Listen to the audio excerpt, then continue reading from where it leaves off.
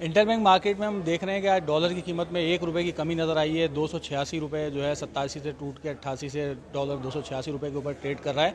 जबकि open market में आज हमने देखा कि बड़ी कमी दूसरे दिन में नज़र आई, तकरीबन 5 रुपये की कमी नज़र आई है। ओपन मार्केट में तकरीबन डॉलर जो है वो 293 रुपये के ऊपर जो है वो ट्रेड कर रहा है।